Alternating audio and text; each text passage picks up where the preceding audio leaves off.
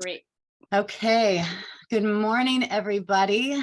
Or when you're watching this, if you're watching this later, good afternoon, good evening. I'm really happy to be teaching this class. It's very important to me, so I'm glad someone brought it to the group. Helen, who's in our group, brought it up. So what we're going to be looking at today is anything from chronic low-level anxiety, right? Characterized by that low-level hum that is always in you at all times, to a kind of greater intensity, like a high-level anxiety, all the way to something that is more debilitating, right? Something that drastically affects your life, how you move through life, your many aspects of your existence. So we'll try to look at all those things today. And so we'll do that by looking at basically what anxiety is, right? How does it manifest in us? What brings it up? Are there triggers? Are there things that can affect the way that we actually move into an anxiety or an anxiety attack? What parts of the brain are responsible and involved in anxiety? And then finally, what can be done to hold space for anxiety within us to lessen and to ultimately subside. Okay, so what is anxiety? On the most basic level, anxiety is an intense feeling of fear, of worry, of panic. It can be very persistent, incessant, and it manifests in a variety of ways. The most common might be a heart racing, right? Or increased arousal, right? Hyper awake, really hyper vigilant, very stimulated. But it also can create the opposite.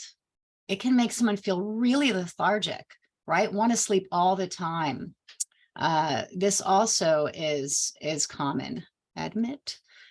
So in addition to that, our breath can really be involved, right? This feeling of I can't get enough air. Also, I'm getting too much air, right? I'm breathing in and in and in and in, but I still feel like I can't get enough, right? So I find this particular fact, welcome. I find this particular fact very interesting because breath, the inhale is related to our sympathetic states, our fight and flight state. That inhale encourages that sympathetic fight, flight, freeze, fright state. The exhalation is related to our parasympathetic state, which is our rest and digest. Okay, so today I thought it'd be nice to, instead of me talking out of the get-go, for us to begin with breathing exercises, for us to do like 3 to 4 different breathing exercises that I find really helpful for anxiety.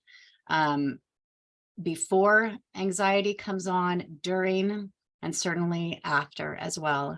So this is pranayama, right? It is looking at the breath as a means to regulate it, right? Using it like it's something we automatically do all the time. We automatically breathe, but we could also control it. We could regulate it. We can work with it. So let us do those now. The first one is one that I do all the time. So if you've been in any of my classes, the first one is going to be something you know.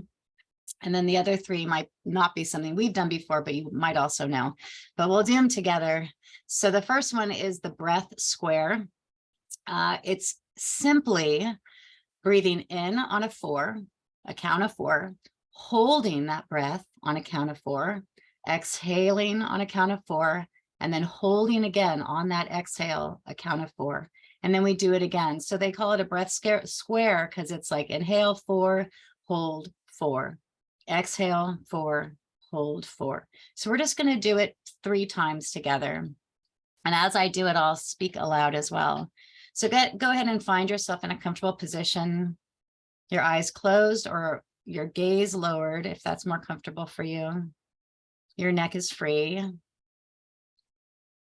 And you're going to go ahead and let your air out. So we'll begin together.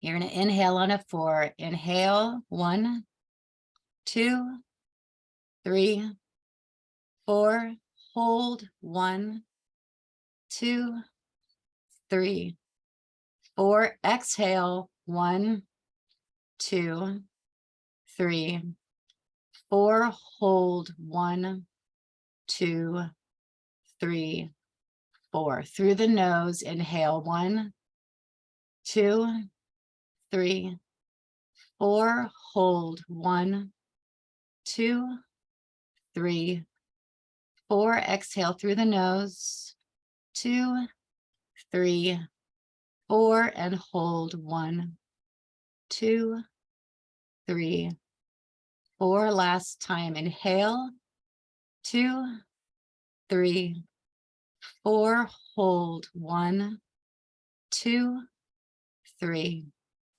4, exhale, 1, 2, 3, 4, hold, 1, 2, 3, 4. I want to try it one more time, but we're going to increase to a number 6. And be aware if when you're inhaling that you're like, oh my God, 6 feels like so much. I'm already tapped out at 5. Be aware of that, because then when you do it again, you might want to play with, how do I inhale a little bit more slowly, right? To allow for that full count. So now we're going to do 6, 6, 6, and 6. So go ahead and let your breath out.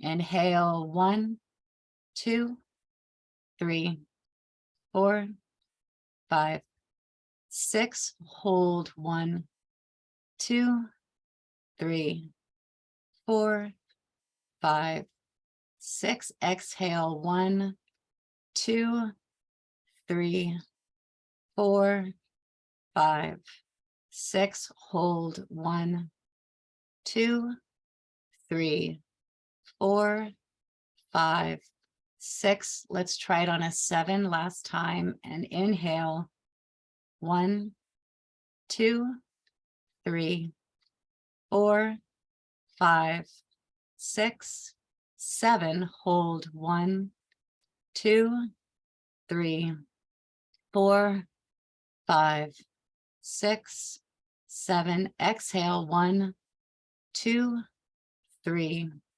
4, 5, 6, 7. Hold, 1, 2, 3, 4, 5, 6, 7. And exhale the rest out, or inhale and normalize.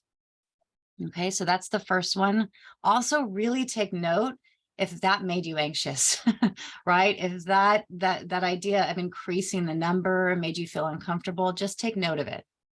Right? And on your own time, after this class, explore using different numbers that are all that are all the same, 4, 4, 4, 4, 6, 6, 6, 6, 8, 8, 8, 8, and see what feels best for you. Generally, 4 is the sweet spot, but I'm a fan of moving into 6 and 7 too.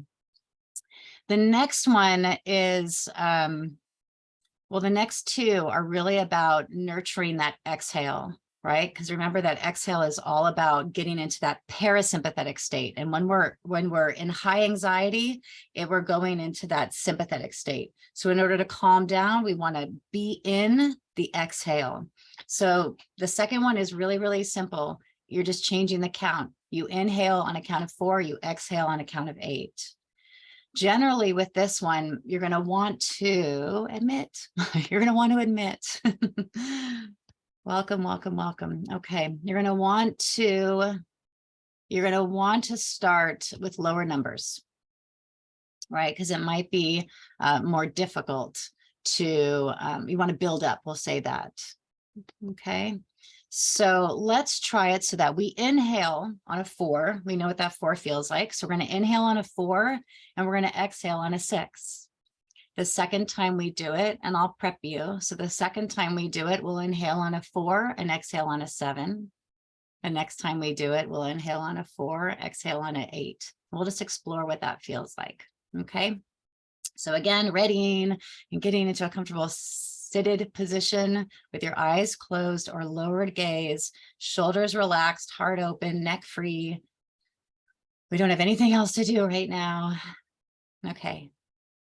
Inhale on a 4. 1, 2, 3, 4. Exhale 6. 1, 2, 3, 4, 5, 6. Again, inhale 1, 2, 3, 4. Exhale 7. 1, 2, 3, 4, 5, 6, 7. And now kind of just pause and reset and recognize I couldn't get all that exhale. I could only exhale, like at 4, I was done.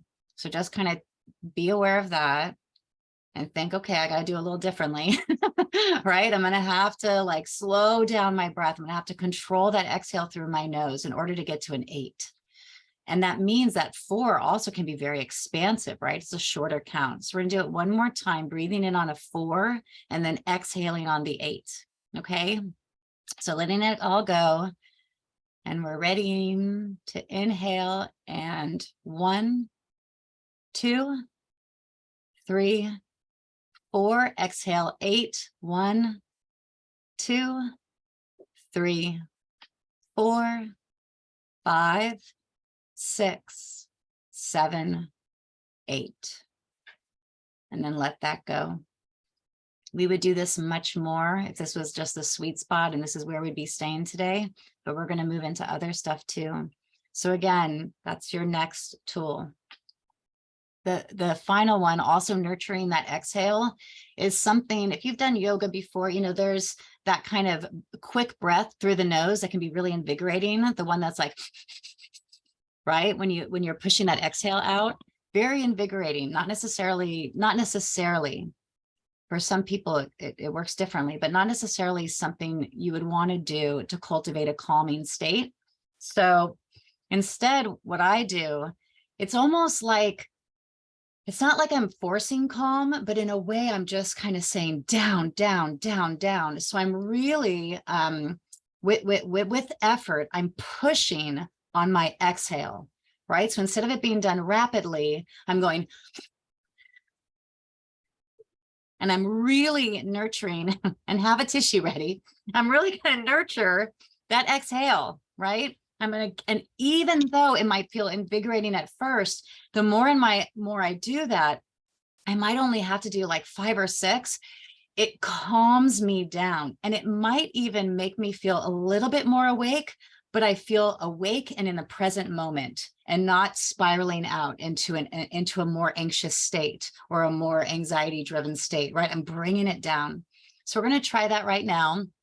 Again, we're in speaker mode, so people can only see me. So feel free to do this and blow and do whatever you need. And so on your own time, you're just going to inhale and then explore your rhythm. How does it feel to push out the exhale relatively slowly, but feeling like you're grounding down with the breath? So go ahead and try that now, just a few times.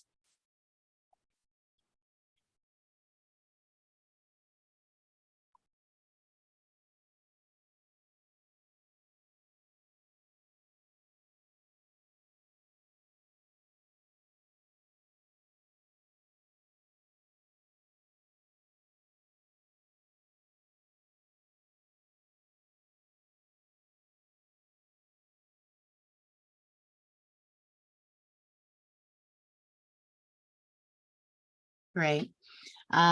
Really honor, and it's so beautiful. I can kind of peek and see a little bit of what you guys are doing. Really honor where you are today, right? Like everything that I offer up, kind of write down and put down and try now and or later. But if anything feels like it's too stimulating, don't do it. Because again, how we process anxiety through our body is very different. I'm going to move on. I was going to do one more breathing one, but if there's time later, we'll do it. But I want to kind of move into some other stuff. Okay. So those are your 3, the breath square, the inhale at a lesser number and the exhale at a greater number.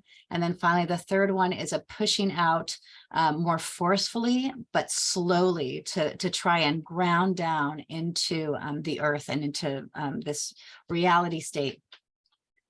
Okay, so next I want to distinguish between acute anxiety and chronic anxiety, right? So today we're looking at chronic low level anxiety. That's characterized by the constant hum, right? The little vibration, sometimes almost like not even perceivable. I have this. I have a low level anxiety, right? It's like a low level fear that's kind of there at all times. I'm not even aware of it sometimes, unless I have the courage to really be in my body and feel that low level anxiety. I could also tend to it better when it's at that place. So we'll be looking at that type of anxiety all the way to the higher level anxiety that could show up in spurts. It could be intermittent, it could be chronic, and it certainly can be, like we mentioned before, really debilitating. So the distinction is the acute anxiety can be doing just something new, right? Everybody knows what what it feels like to be anxious or a little nervous about something. This is normal. This is like how hormones are running through the body. It's something I would say most everybody has experienced. We're concerned with the higher or more chronic anxiety, the ongoing, the persistent anxiety, something that causes a severe disruption in one's life. If it's unrelenting, we call it a disorder, right? And a disorder interferes with life, right? It interrupts all daily activity, just normal stuff. Okay. You think about like a test, taking a test. I like to use this example. So someone who has learned like healthy ways of calming and soothing and readying and preparing, they might get anxious. They might get anxious about a test, but they'll be able to get through it with relative ease, right? Somebody who hasn't learned how to regulate themselves, how to manage the feelings that come up and in, they're going to be in a more heightened state, right? Maybe, you know, they have some kind of traumatic tie attached to what it means to take a test, what it means to pass or to fail, what that means for their self-worth. It's tied up with something else. It becomes much more charged. And by the way, what I mean by regulation or self-regulation is it's the ability to manage your feelings, the ability to manage your reactions to strong feelings that might come in, feelings of fear, anger, excitement, being able to manage and regulate those. So with the test, you know, can you focus on the test without getting taken away by the emotional stuff that's coming up, right? So a test is just a test to some people, but it's not that to everybody, right? It can be something quite different. And I use this example because it's something very personal to me. I have a very difficult time taking tests. It's a real difficulty. My anxiety when I take a test gets so inflated that every sound in the room is like a cacophony of noise. My universe is different. The pencil, the tiny sound of a pencil is like, you know, an orchestra. The sound of someone just moving their chair. You know, it's like I need total silence. And even then it becomes difficult because I'm so anxious about wanting to do well that I lose my thoughts. I don't remember the content that I've been studying for weeks or whatever it is. Okay. I know this about myself, so I have to really do a lot when preparing for a test. You know, so this is the distinction between somebody who has the ability to work with a possibly disruptive external situation and someone who has sensitivity around that same stimuli, the same test. They're in the same room. Okay, and so what I mean external situation or external stimuli, I will often call it, is something happening on the outside, right? It's a person, place, or thing. Something on the outside is making me feel a certain way. It makes me feel a certain way. That's not the best terminology, but something out there is affecting my state, right? A person, place, or thing. So a test is an example. A person yelling right at a supermarket is an example. A basement, right? So a basement is just like a little area below someone's house to some people. To other people, it's not just a basement. It holds memory. It holds a memory, perhaps. A person yelling in a supermarket can trigger something in us that makes us want to rescue the child, maybe, for instance, right? So these levels of anxiety are taking hold because of past circumstances. And again, I will get into this in a little bit, but it's like, I just want to really know myself, right? I want to know myself so that I know what my triggers are, so I could best prepare myself for those situations. Okay. And, you know, for me, anxiety, it often has an emotional derivative. It derives, that's not always the case, but it's the lens I look through, because it's the one that I'm most drawn to. It's the one I see most in myself and in my clients. Yeah, so it derives from some part of our emotional landscape. And it's accumulative, right? So where we come from, what we've seen, what we've heard, what we've felt makes up everything that we are now, right? So the more tension, the more stress, the more worry, the more shame, the more trauma one has experienced, the greater amount of anxiety, the greater amount of tension and possible anxiety and outbursts of anxiety attacks even will come in, because it's built up, it accumulates. Okay, so I just want to open it up. I feel like I've talked a little bit, so I want to open it up to the group. Let's move into how does anxiety manifest in you or in someone you know? And it could just be a word, it could be a sentence. I mentioned before, this is being recorded, so if you don't want to be seen or you don't want your name to be seen, just go ahead and take care of that now. But I'd like to hear from you. How does anxiety manifest in you or someone you know? And just unmute yourself, or you could put it in the chat and then I'll say it.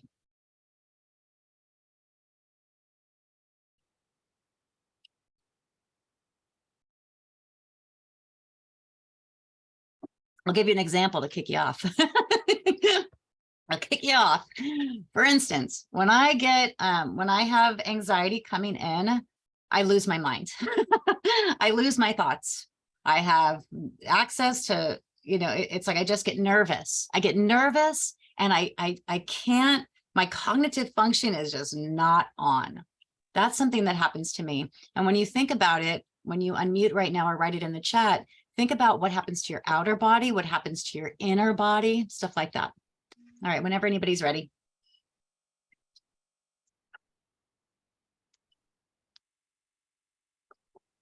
I have. Okay. I have something. Oh, great. Yeah. Yeah. So I can just feel my heart starting to beat faster, and maybe the blood going to my face. And I just feel very irritable, and that's how I know that, you know, something is really starting to make me anxious. I love that. I'm going to write that down, right? The blood being rushed to you. It feels like the blood is being rushed to your face. And I like that. Thank you for putting it like that, right? It's like, it feels like, what does it feel like? It feels like blood is being rushed, heat. Great. Thank you, Allison. Yeah. Sure.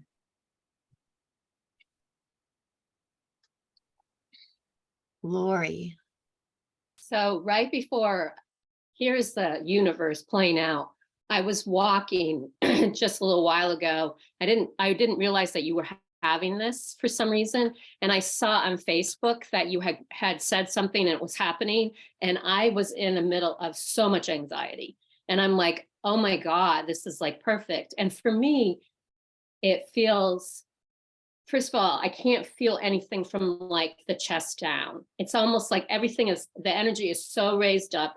I can't think. My breathing is short and shallow. But usually it's because of a feeling underneath. Like I need to cry right now. I'm overwhelmed. I feel like I need to like express it. And if I do that, then the anxiety starts to drop a little bit. But it's just like this holding of energy that feels really uncomfortable. And I want to run from it, basically. Thank you so much. Okay, yeah. And then Jasmine wrote in the chat, can't focus on anything else. Get panicked, fearful, overwhelmed. Yeah, so that's something consistent with what all you said, right? It's something that's overwhelmed. It's coming up. It feels like it's too much. Yeah. It's raised. You use the word raised. It's raised up. It's all going up. That's very cool. Later on, we're going to do a mudra that is suppressing wind. Right, I'm an Aquarius, so I'm an air sign. So I could easily get like all up here in a sympathetic state, right? I like live up here. How do we, and I don't mean suppress in a way of like hold it down, right? When we talk about suppression in mudras and in utilizing, you know, the fingers and the elements, it's holding it down in a gentle, loving way. It's not suppressing like suppressing an emotion.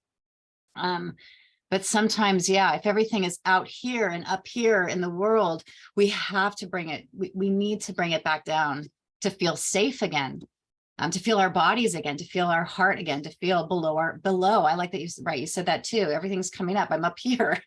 How do I want to feel my belly button? I want to feel my knees. I have needs. Thank you. All right, good. Okay. Anything else before we move on? Jasmine, yes. I feel like the energy is very staticky inside when that happens. And it gets so I don't know how to stop it. So it gets scary because it feels like, oh, what do I do now? What do I do? And it can't stop it. And that feeling just gets bigger and bigger. Thank you It's so not much. fun.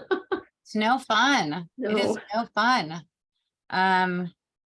Yeah, I'm glad you brought up stagnancy, right? This idea that it's like it's this holding. And it is scary when something gets bigger and bigger and bigger, right? Or smaller and smaller and smaller. Anything that's really outside of our, it's outside of our, it feels like it's outside of our control. Yeah. Okay. Really, really good. Thank you. All of those were so good. I was like scribbling them all down. So yeah, the point is anxiety, when it manifests in us, manifests as stuff that we feel on the inside and also experiences in our outer body too, right? That actually come to the surface. A few more digestive stuff can happen, right? Anything from diarrhea to constipation, right? Feeling clogged up and unable to release, or too much, I can't handle it, right? Excessiveness on one side or the other, too much or too little. Loss of sight, dizziness, loss of sight. When the body is really producing like epinephrine, adrenaline, cortisol, whatever, people that have high levels of those hormones circulating in their bodies, their eyesight can get very blurry. It can affect your eyesight. So that's something to be aware of too, right? Is your eyesight a little bit more blurry right now as things are coming in? Do you feel a little bit dizzy even, right? Or nauseous? That can be an indication something's coming on. I like this idea of knowing something's coming on and then do something about it right away, right? And we'll talk about some things to do about it in those moments. We catch it early. We get so in tune with our bodies that we feel it coming on, right? And that we can tend to it in a preventative way too, when we're feeling relatively normal. If you ever feel relatively normal, I would never feel normal, but if you ever relatively feel normal, that's a good time to practice. Restless leg, exhaustion, yeah, exhaustion. I want to just repeat that one again. Lethargy. I used to in the past, I remember in a former life when I was doing something else, I'd get very, very anxious about, I was acting, I was in that industry. And I remember there's one film I was on and I was really, really, really anxious. And I just had to like go and lie down. I was like, I was exhausted, right? I won't go into all the symptoms, but it was intense because I was so nervous. It was coming up, but more than just normal nervous, right? Because I have that low level anxiety, because I'm prone to anxiety, it isn't just like the normal kind of excitement, anxiety. It was debilitating. I kept on running to the bathroom every like 5 minutes. I had to lie down and I was trying to self-soothe, and it was nearly impossible. It felt nearly impossible. I got through it, but it was insane. Oh, another thing I want to mention, that I don't know, well, Allison mentioned it with the heat. Being aware that also heat and cold, right? Feeling flush or feeling freezing. That's another thing to be aware of. Are you starting to feel very cold? Are you starting to feel more hot? All right, so what about for you guys, for you women and men, to all of you, what causes or triggers anxiety? And you are someone you love. What causes or triggers anxiety? I'll mention, to get us started, and I'll mention a couple. For me, doors slamming. That instantly will kick me into anxiety. It ramps me up just right away. The slamming of a door. Someone yelling is a big one for me. Okay, so those are 2 examples. What else? Allison. Okay.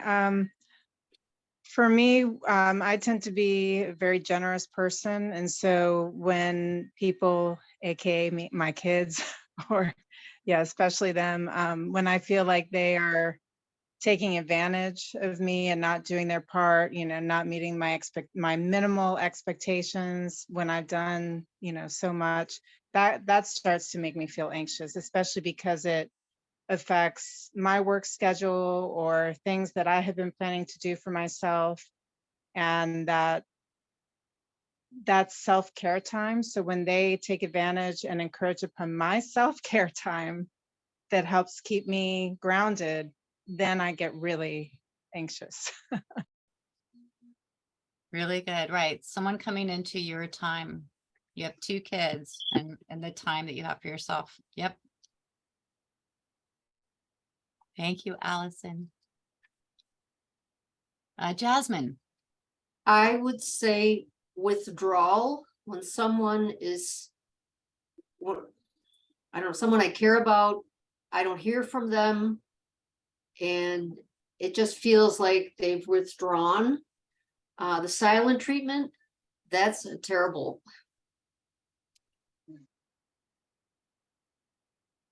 Makes me think of abandonment too, right? That word, feeling abandoned, feeling like I'm out here all on my own here, folks. I need help. I left you a couple messages. I haven't heard from you. What's going on? Right. This feeling of being alone.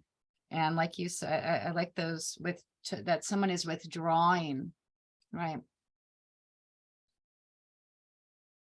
Anybody else? Yes. Yeah, Jan.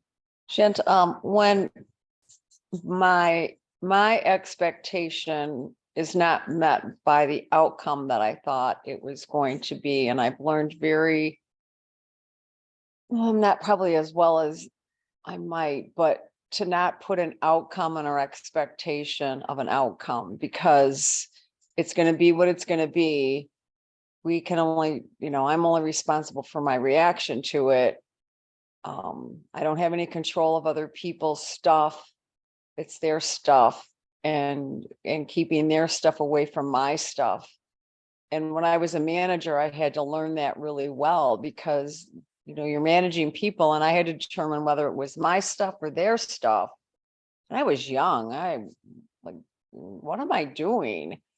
And that's a lesson that was valuable to me, because then I kind of like, oh no, it's my stuff. So I have to step back. It's not their stuff. They're actually doing their job. It's my stuff. So how do I deal with my stuff, and not because they triggered something in me? So good. Yeah, expectation. That reminds me a lot of like the preparatory work we have to do, right? In order to release I was just reading something this morning on it. It's not going to come to mind, but I was just reading something this morning on expectation. If I could remember it before the end of the class, I'll share it. It's a nice quote. Yeah. Thank you, Jan. Yep. All right. So, I wanted to also bring up, in addition to these known triggers, that were voiced. Sometimes we don't know what caused the anxiety. And I really want to speak to this because I've noticed a pattern in myself and with others, especially with clients, that it's like there's no accessibility to the feeling or the memory or something, right? So we don't know what caused the anxiety. It just felt sudden. It just came out of nowhere, it feels like. You know, it's almost easier if we're like, oh, it's because the phone rang and this person told me the thing, right? Then it's like, okay, I know where it's coming from. And a piece of the puzzle is knowing where something comes from, right? But it's hard.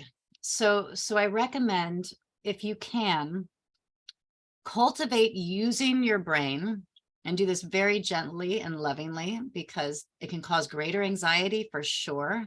But try to just step back and to realize what was going on just before I started to feel anxious, especially if it's a low-level anxiety. If it's just like a hum that's starting to come in. This happened to me the other day. I was like walking along and it started to come up and I was like, not even doing anything. What's going on in me? I'm just walking. I'm not talking to anybody. I wasn't listening to an audiobook and it was coming up. And so I just had to stop and try to access, what was I thinking? Was there something I was thinking? Did a car go by really fast? Like, and I tried to tap in. I'm not always able to do it. But if you can, like I said, it's a piece to the puzzle. It's a piece of the puzzle. And if you can't remember, it's okay. It doesn't matter. Right. So you start cultivating the awareness of where the anxiety is coming from, or how it might have gotten, I was going to say boiled up. I don't know, boiled up. But again, if you can't, then stop and just let it go. Okay, so we're going to move into now what parts of the brain are involved in anxiety. And I always like to offer this up for those of you who enjoy a little physiology, or enjoy a little understanding of some part of your body, your inner body. I really love, the more and more I understand about the brain, the more and more it helps me with things like my anxiety. It really does. I don't know why I'm just wired that way.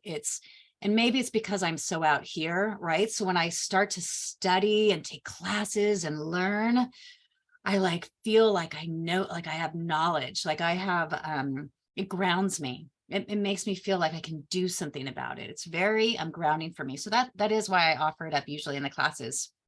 So we're going to talk about it from start to finish, right? What's happening the moment an event happens, a traumatic event or a trigger occurs, and just the route it takes through our bodies, right? As anxiety is manifesting and revealing itself to us.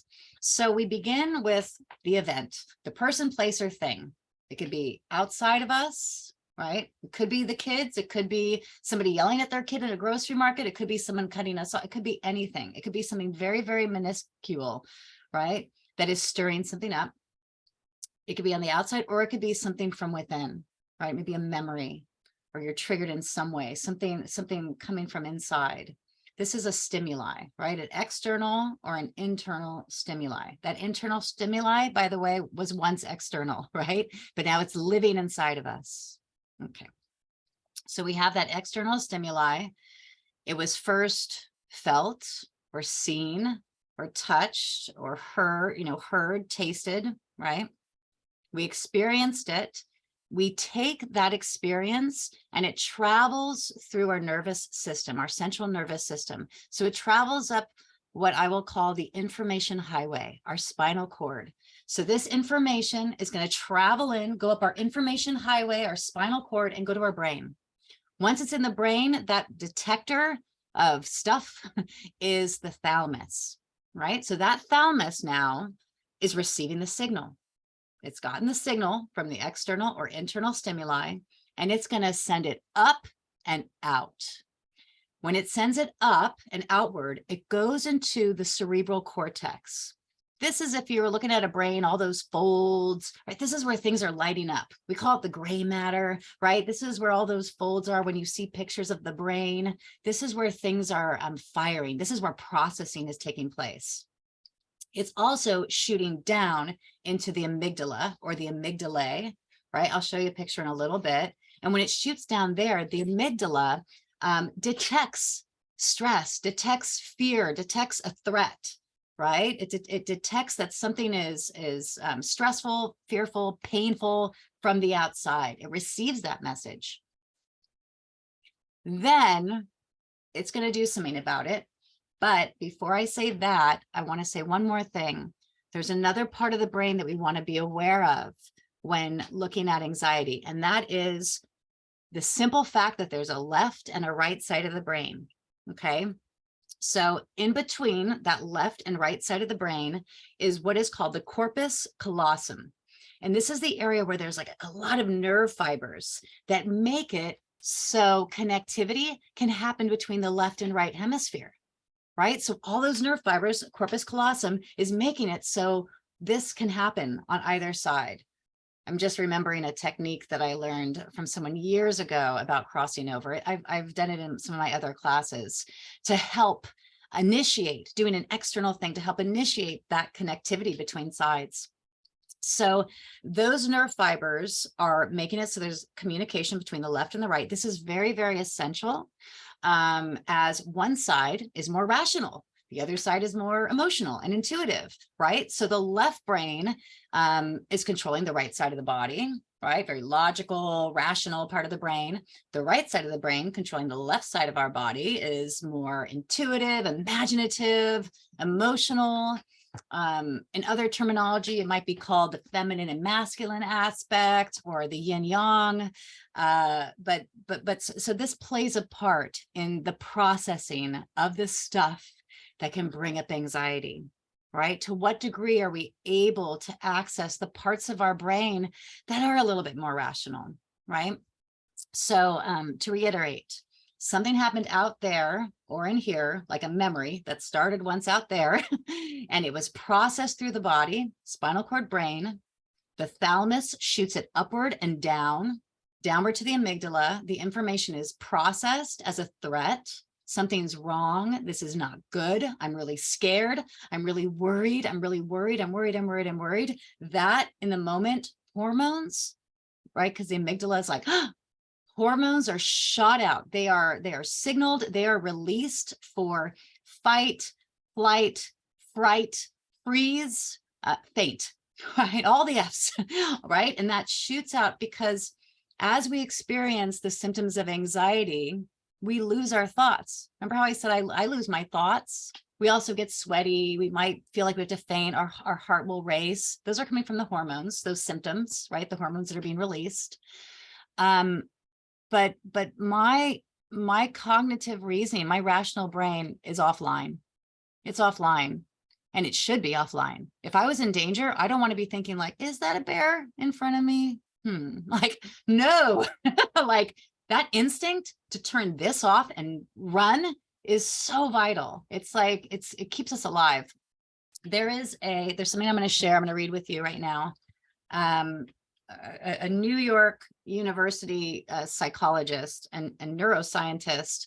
His name is Joseph Ledoux, and he talks about this idea of that lower road. He refers to the lower road as the road the thalamus takes to the amygdala. So it's in an article I was reading. Studies have shown that there are two pathways through which the amygdala's fear responses can be triggered. A fast, low road from the thalamus to the amygdala, and a slower, high road that passes from the thalamus to the neocortex, and only then to the amygdala. The two paths do not always reach the same conclusions. The relatively crude low road may respond to a long, thin object as a dangerous snake and trigger an immediate fear response, while the slower high road is determining that the object is a harmless stick. He also says, and I took out a couple of words in there, but that's the general statement in the article. What he also says, Ledoux also says, his quote, emotional systems tend to monopolize brain resources. It's much easier for an emotion to control a thought than a thought to control an emotion. So I'm going to read that again. I've been contemplating this sentence now for a while. Emotional systems tend to monopolize brain resources. It's much easier for an emotion to control a thought than a thought to control an emotion. So yeah, I could just chew on that for hours, but I give you that to kind of just remind us that when this is taking hold, well, we're about to go into the final portion of the class where we go into some more self-care tools. It's okay. Like it's charged up. It feels like there's not a lot that we can do, because if there's not a lot we can do, our brain's offline. The very part of our brain that can save us in that moment is kind of like, it's offline.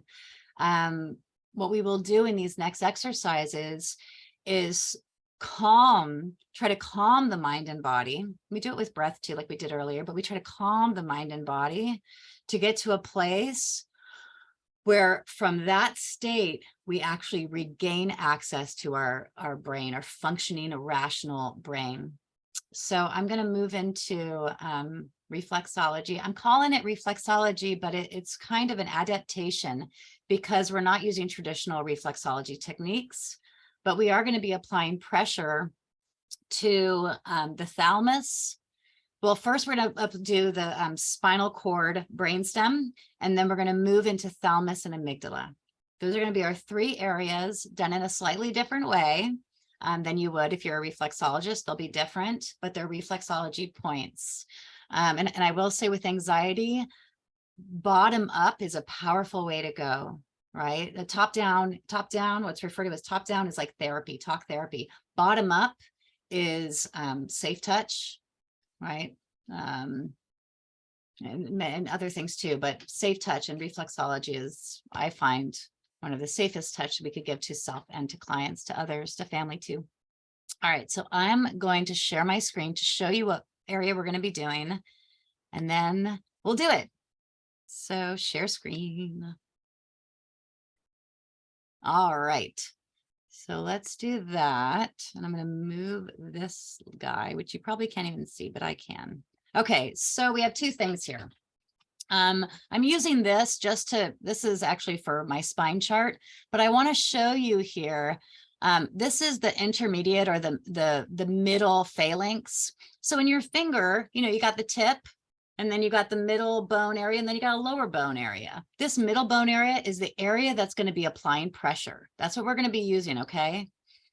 We are going to be applying pressure to the tip of the thumb, which is here. This is actually the tip of the toe, but it looks like a thumb, right? So this is our thumb. You're going to be applying pressure to the center of your thumb print, a little higher than where the point or the circle dot would be on a thumbprint. A little bit higher is where the thalamus area is. And you're going to be, and then you're going to be pressing it and feeling down into the lower aspect where the amygdala is on this second bone. Okay. What we're going to be doing before that is we're going to be taking this area where you could see the cervical spine is in our reflexology map.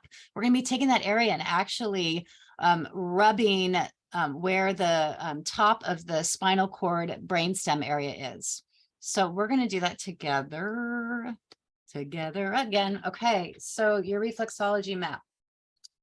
This is your body, the right side of your body, the left side of your body. If you were to place it together, the midline is like the midline of my body, right? My nose, my mouth, my belly button, my spine, my spinal cord, my brainstem into my brain. So if I put my hands together, we're going to see one half of the spine and the other half, the left and right hand sides. So if we place them together and we go like this, like two thumbs up, we can actually rub like this. So I'm rubbing, if I were to do it like this, I'm rubbing, can you see that?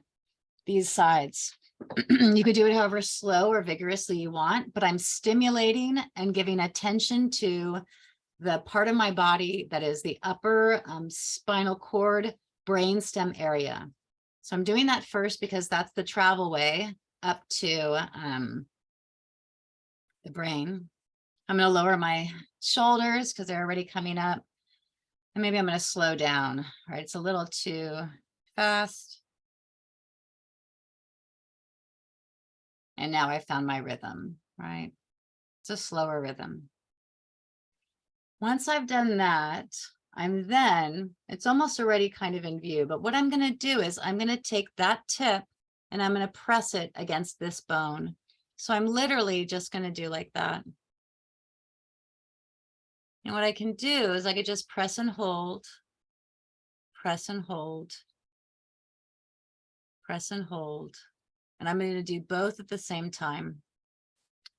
This action might be enough. You might not even want to be doing a stimulating action. You may just want to like go inside, cocoon, and just try to make, to access that thalamus, that amygdala or amygdala. When I do this, I tend to want to bring it to my forehead, right? This kind of third eye region.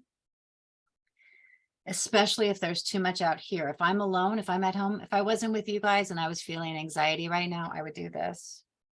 And I'd be pressing that thalamus area and the amygdala against that bone. We're going to do it just for a minute now. And while you're doing it, I encourage you to explore feeling, thinking, I'm in the thalamus that received that message. I'm on the amygdala that is perceiving fear, worry, threat. And just breathe into the reality that the inner body is doing these processes, right? Processes. So go ahead and we'll rub a little bit together first.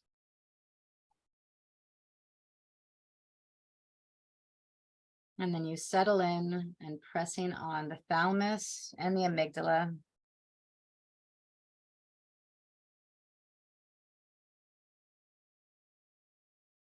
And you could hold it or move it slightly. So you're receiving like a pulse.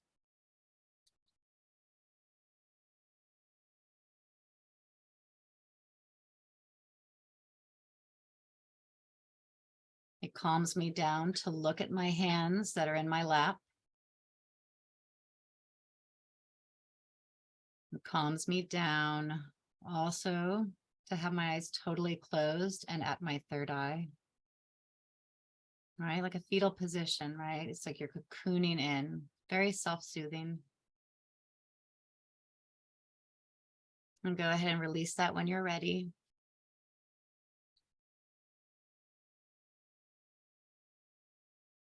Okay. And then finally, just going to talk a little bit more. We'll end in about 7 minutes, I think. We'll see. So it ended up being an hour class. We had an hour time today. All right. So I want to bring up this idea. They're the P's. You want to prevent or prepare. You want to pause, cultivate pause, and you want to have a post-care routine, right? Something after, right? Sometimes after an anxiety attack lessens, we kind of just are so happy it's over that we just kind of go about life and resume, right? We got to catch up a little bit. But there's post-care. We want to tend to it, right? Just like if someone fell, you pick them up, say, "Are you okay?" We tend to it. So in the preventative state, I mentioned this before, know thyself. I want to know myself. Because the more I know myself, the more I'll know how to tend to the feelings of anxiety that come up and in and take hold, right? So think about, are you prone to anxiety? Have you been triggered in the past? Have you ever had an anxiety attack?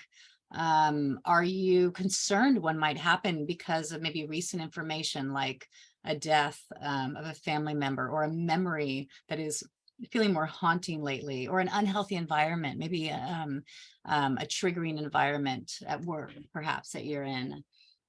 So this is more of something we get to ruminate on, right? If this happens, I will do that, right? How can I best prepare? And preparation is key, right? If I wasn't prepared for this class, I'd be really anxious right now. I'm not anxious because I prepared, right? I'm excited. I want to share with you. I want to share what I know, right? Also, know that things can ramp up, right, in anxiety, but there are some things that are modifiable, right? Notice, do you get those anxious feelings start to come up if you're over caffeinated or really tired, or didn't get you time today, didn't get self-care time today, were too much on the computer or too much on Facebook, right? Didn't take medication. Maybe you've altered your medication and you forgot to take it. Like, be aware of what those triggers are. These are modifiable things that you can do, that you can shift to help anxiety, keep anxiety at bay. Also pausing, right, in the moment. I kind of brought this up earlier. Not everybody can do it easily. Clinicians will say, pause and reflect. But it's like, if someone's not accustomed to pausing and reflecting and thinking in that moment, the mind is going to be difficult to turn on, as we talked about earlier. We can't just turn it on. Right? It doesn't work like that, right? If it's been turned off for whatever reason, for probably reasons that really, really helped us for many years, maybe most of our lives, how do we turn it back on, right? I call it the I don't know problem. I don't know what's wrong. I don't know what's going on. I don't know how I feel, right? That awareness, if I have that awareness, I lived with that awareness for a long time. I didn't know what I was feeling or thinking. I had to sit and learn to sit and be like, what am I feeling? And I learned tools of writing, of revisiting my day before I went to sleep at night. I learned tools to help me figure out, how do I feel? Right? And I know for me, the reason why I'm like that is because my energy's out there, right? Whether it's with clients, with family, with friends, I have long since been a helper. And if I'm out here, I'm not in here. So I'm learning again and again and again. The teacher continues to teach until she's learned the lesson. I am learning to come back, and it's helped my practice. It makes me a better practitioner. It makes me a better friend because I'm in my body. I'm not out here with you. I'm not out here trying to help you. I'm back here, and I'm a better listener too because of that. Yeah. So yeah. So being able to pause and reflect might be difficult. But little by little, just, maybe write about it a little bit when you're not in an anxious state, right? Do it in a low stake atmosphere when you're not feeling anxiety. What am I feeling right now? Right? And just tap into it. Let it go. What am I feeling right now? Maybe nothing comes. Just sit there in silence. Let there be a God shot. Let something come in. Let something from the outside inform you, or go for a walk and see what comes in as you look at the birds and the leaves and the grounds, wherever you are. And again, if you do feel like you're trying to remember something and it doesn't come, this happened to me the other day. I was trying to access this memory and I had no access. And the more I tried to access it, the further it went away. And I went into an anxiety attack because I wanted to remember so bad. But the more I try to remember, the more anxiety I had, and the further my calm went, the further the memory went. So I had to pause, and this is a tool I use a lot, and it really works for me. And that is when I start to feel like I'm about to go into that higher stakes, like that higher level anxiety, or even into an anxiety attack. I put my hand on my heart and I say, I am here now. I am here now. I am here now. Because my anxiety has a lot to do with what is out here or what has happened in my past.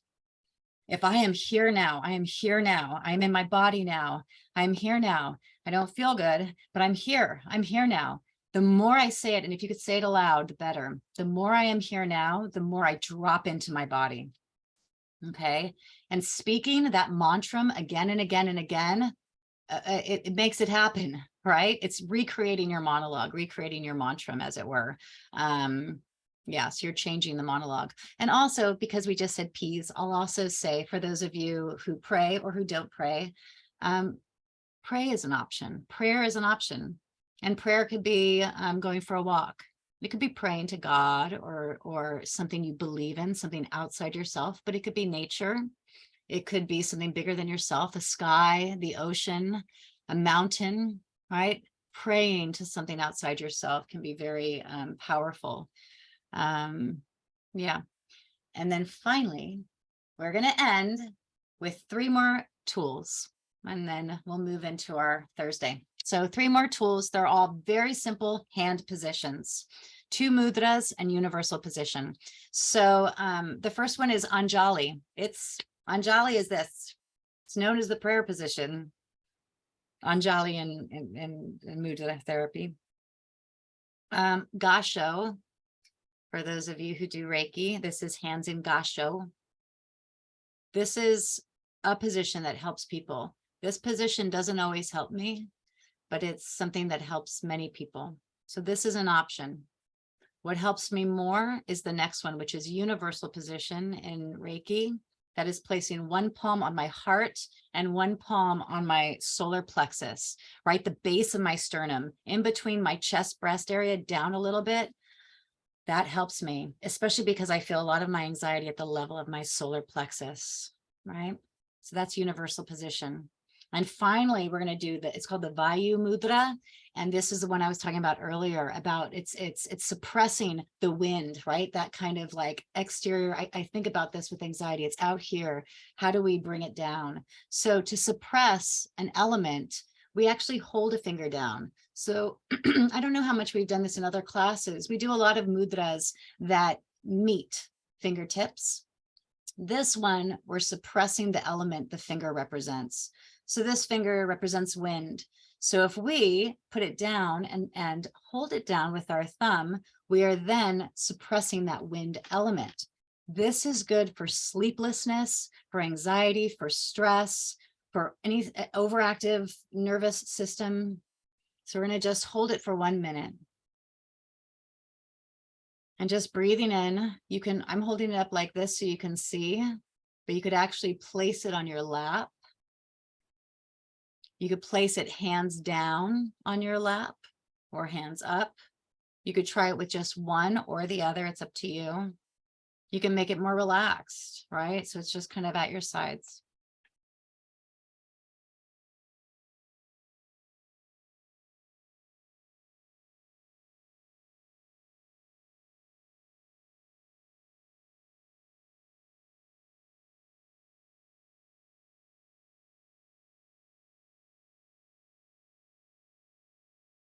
And bring that to a close. And I'll mention again, I tend to really think about what it's doing, especially if I'm out here with thoughts and specific thoughts are coming in. I'm thinking of wind, holding, curled, grounding. The words that start to come in are all words that are about this very position that bring me down back into my body. I'd love to close today just to open it up one last time, to see if there's any illuminations for you, if there's something that resonated today and what way it resonated, or if there's something I didn't mention that you do that you found has really helped. If you'd like to offer that up, to say it aloud for yourself or to the group.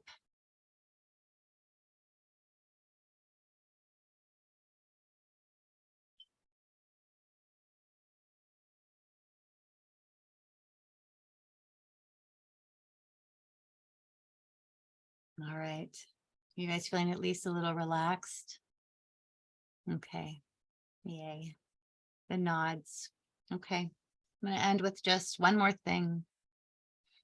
Depathologizing anxiety. We have a lot of labels and diagnoses around anxiety. There's anxiety disorders, panic disorders, trauma disorders, PTSD. We have all these names that are given to us or to those we love or to our clients, and they hold a lot of weight. It's very powerful. It can be very, very powerful to receive a diagnosis. It could really help.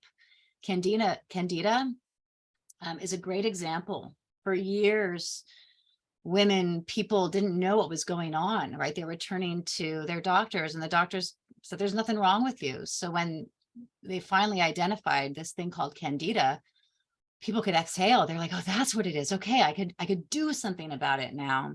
This is where I think having a diagnosis is powerful. The problem is with something like anxiety, it's not like IBS. It's not like a frozen shoulder. It's not like Candida. Anxiety is, we feel like it's part of us, and it is part of our history. It comes up because of things possibly we've seen and heard and felt. All right. So I just want to say aloud, you know, I encourage myself and I encourage you to release that type of diagnosis, right? I have a disorder. Maybe there's a way instead to be more specific. You guys did it earlier. You said it earlier. So many wonderful things. I feel flush. I feel like it's coming, something's coming up. I feel like I can't control, right? It's like, it's just very specific. There's nothing wrong with you. There's nothing out of order. It makes sense. Everything that's happening at one point in our lives made sense. At one point in our life, it made sense for sure. And our reaction made sense for sure. Now we have to hold it differently and tend to it differently. And then what we get to do is we can say, I release, I acknowledge the very specific thing that's coming up. I accept it. And I'm going to breathe. I'm going to tend to it. I'm going to listen to it. I'm going to let it go. I'm going to let it go. That's all I got. Thank you very much for joining me today. We ended up going a full hour, I think. Goodness gracious, great balls of fire. Thank you so much. Enjoy your day. Thank you, Chantel. Thank you so much. Thank you Thank so you. much. Much love. Much love. Much love. Thank you. Thank you. Have a good weekend, everyone. Oh, you too. That's right. It's the weekend. Mhm. All right. Bye now. Bye. Bye.